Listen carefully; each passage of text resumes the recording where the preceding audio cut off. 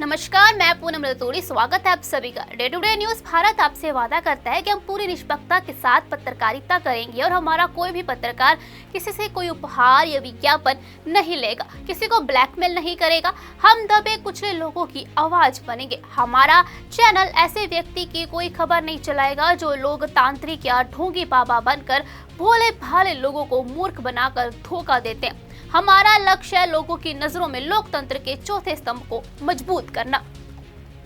रुक करते हैं पंजाबी इंडस्ट्री की खास खबर की तरफ।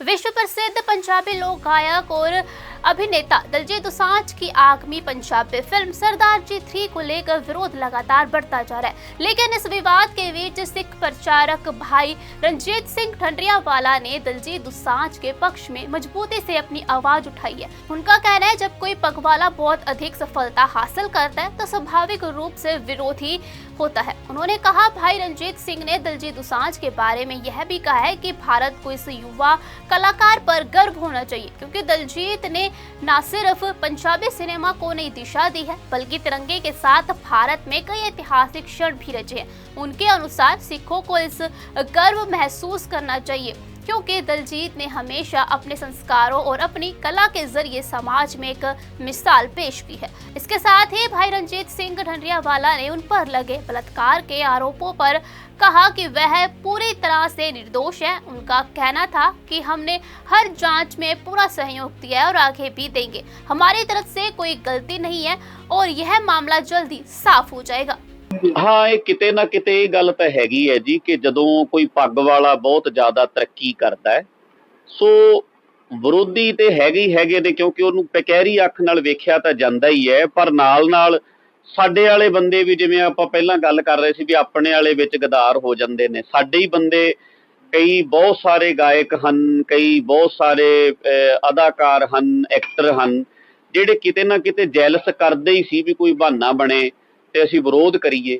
ਸੋ ਮੈਨੂੰ ਤਾਂ ਇਹ ਹੈ ਕਿ ਉਹ ਨੌਜਵਾਨ ਪੱਗ ਨੂੰ ਬਹੁਤ ਅੱਗੇ ਤੱਕ ਲੈ ਕੇ ਗਿਆ ਹੈ ਤੇ ਉਹਦਾ ਸਾਰਿਆਂ ਨੂੰ ਸਾਥ ਦੇਣਾ ਚਾਹੀਦਾ ਹੈ। ਤੇ ਇੰਡੀਆ ਦੇ ਵਿੱਚ ਵੀ ਇਹ ਗੱਲ ਕੋਈ ਬੈਨ ਕਰਨ ਵਾਲਾ ਵਿਸ਼ਾ ਹੈ ਨਹੀਂ ਸੀ।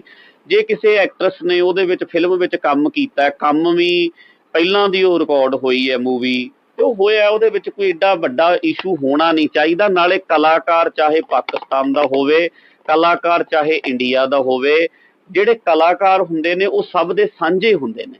ਕਲਾ ਉਹਨਾਂ ਦੀ ਸਾਰਿਆਂ ਦੀ ਸਾਂਝੀ ਹੁੰਦੀ ਹੈ। ਸੋ ਸਾਨੂੰ ਇੱਦਾਂ ਦੇ ਮੁੱਦਿਆਂ ਉੱਤੇ ਕਲਾਕਾਰਾਂ ਨੂੰ ਇਹਨਾਂ ਨੂੰ ਵਿੱਚ ਲਿਆਉਣਾ ਹੀ ਨਹੀਂ ਚਾਹੀਦਾ।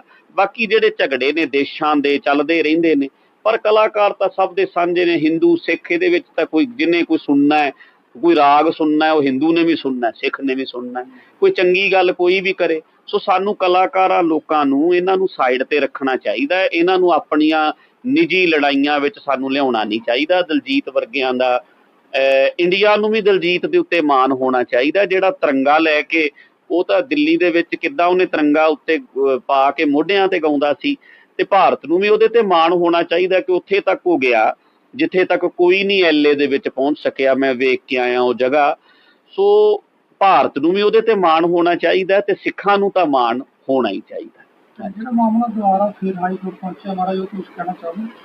ਨਹੀਂ, ਉਹ ਤਾਂ ਹਰ ਇੱਕ ਦਾ ਫਰਜ਼ ਬਣਦਾ ਹੈ ਜੀ। ਜੇ ਕਿਸੇ ਨੂੰ ਜੋ ਚੰਗਾ ਲੱਗਦਾ ਹੈ ਉਹ ਕਰਨ। ਆਪਾਂ ਤਾਂ ਸਦਾ ਹੀ ਤਿਆਰ ਹਾਂ। ਮੈਂ ਤਾਂ ਪਹਿਲੇ ਦਿਨ ਹੀ ਕਹਿਤਾ ਸੀ ਵੀ ਮੇਰੀਆਂ ਰਿਕਾਰਡਿੰਗਾਂ ਸਾਂਭ ਕੇ ਰੱਖ ਲਿਓ।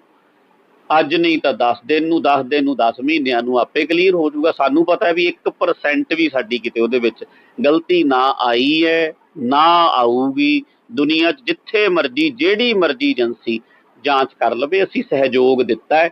ਇਹਨਾਂ ਨੇ ਜੋ ਪੁੱਛਿਆ ਅਸੀਂ ਪਹਿਲਾਂ ਵੀ ਸਹਿਯੋਗ ਦਿੱਤਾ ਹੈ, ਔਰ ਅੱਗੇ ਤੋਂ ਜੋ ਪੁੱਛਣਗੇ ਅਸੀਂ ਫਿਰ ਸਹਿਯੋਗ ਦਿਆਂਗੇ।